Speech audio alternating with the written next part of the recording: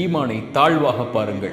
திருமறை சொல்லுகிறது, உங்களை நீங்கள் பரிசுத்தப்படுத்திக் கொள்ளாதீர்கள், இறைவன் தான் அறிந்தவன் உங்களில் யார் அவனை அதிகமாக பயப்படக்கூடியவர்கள் என்று. யார் தங்களை தாழ்த்தி கொள்கிறார்களோ ஈமானில் இறைவன் அவர்களை உயர்த்துவான்.